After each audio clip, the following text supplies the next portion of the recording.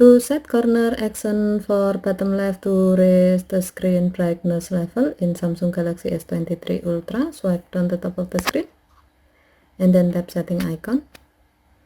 Scroll down the screen to find accessibility. Tap accessibility and then tap interaction and dexterity. Scroll down the screen. Under mouse and physical keyboard section, tap auto action after pointer stop. Under corner action section, tap bottom left.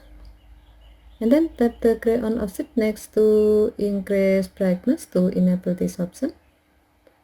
When the switch turns blue, it means that this option is on. Next, you can connect a USB or Bluetooth mouse with your phone. Once done connecting, now you can easily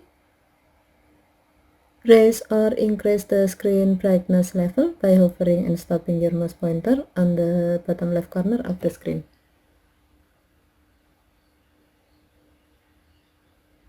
Okay, thank you for watching. Have a nice day.